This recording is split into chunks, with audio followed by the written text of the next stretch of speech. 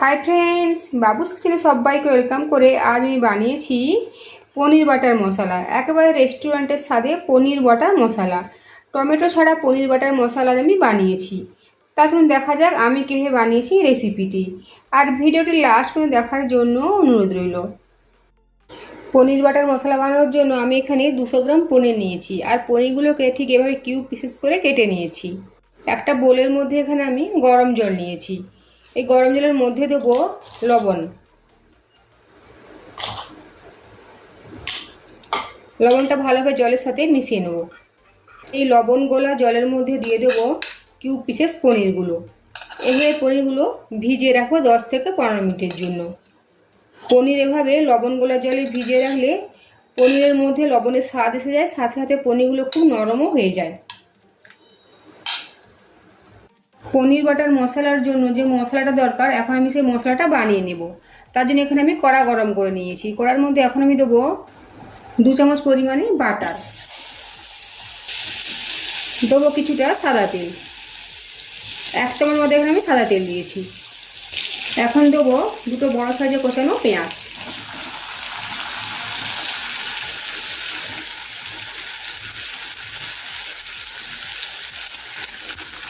পেঁয়াজটা একটু হালকা ভাজা ভাজা করে নেব। এই সময় গ্যাসের ফ্লেম লো টু মিডিয়ামে রয়েছে। পেঁয়াজ হালকা ভাজা ভাজা হয়ে গিয়েছে। এই সময় দেব 7-8 কোয়া রসুন, আর দেব 1 ইঞ্চি থেকে একটু বেশি আদা। আদাটাকে আমি টুকরো টুকরো করে কেটে নিয়েছি।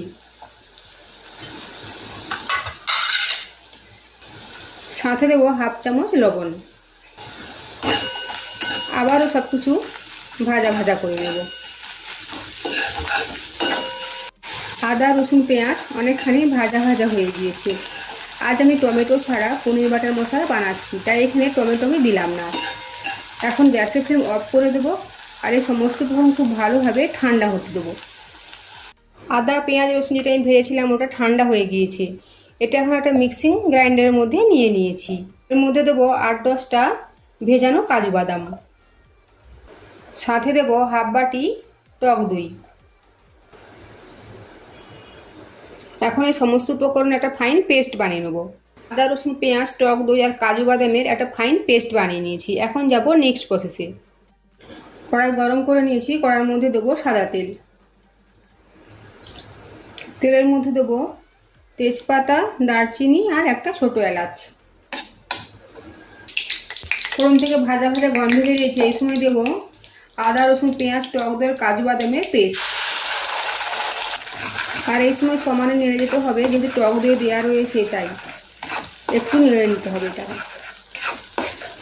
এখন দেবো কিছু গুঁড়ো মশলা, যেমন লাল লঙ্কার গুঁড়ো 1 চামচ, হলুদের গুঁড়ো 1/2 চামচ, ধনের গুঁড়ো 1 চামচ, কাশ্মীরি লাল লঙ্কার গুঁড়ো 1 চামচ। সমস্ত মশলা একবার নেড়ে চেড়ে মিশিয়ে নেব।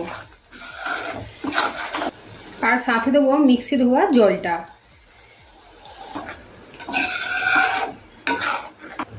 গ্যাসের ফ্লেম একদম কমিয়ে রেখে 7 থেকে 8 মিনিটের জন্য ঢেকে দেবো। এতে মশলাটা খুব ভালোভাবে কষানো হয়ে যাবে আর তেলটাও আস্তে আস্তে ছাড়তে শুরু করবে। মাঝে মাঝে ঢাকা খুলে নেড়ে দিতে হবে, কারণ কাজু বাদাম দেওয়া রয়েছে, তলায় বসে যেতে পারে। ঢাকাটা সরিয়ে নেব। দেখুন মশলা থেকে তেল ছাড়তে শুরু করেছে। এই অবস্থায় ঢাকা দেব না।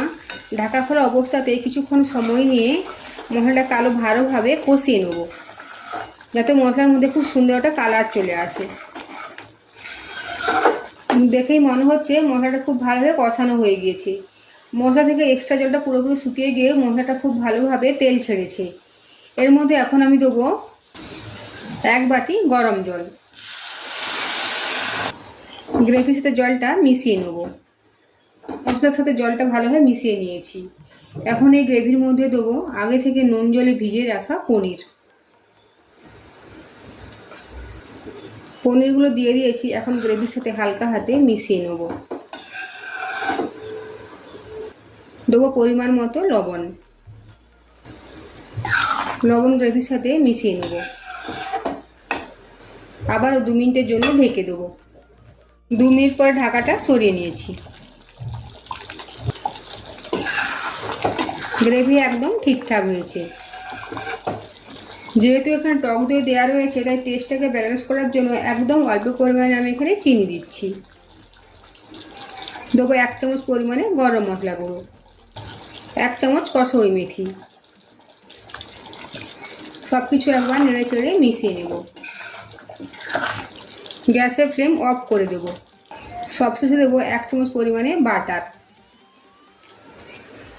ঢাকা দিয়ে 5 মিনিটের জন্য রেখে দেব, তারপরে পরিবেশন করব। তৈরি হয়ে গিয়েছে পনির বাটার মশলা, টমেটো ছাড়া পনির বাটার মশলা। আমার এই রেসিপিটি যদি আপনাদের ভালো লেগে থাকে অবশ্যই লাইক, শেয়ার, কমেন্ট, সাবস্ক্রাইব করার জন্য অনুরোধ রইল।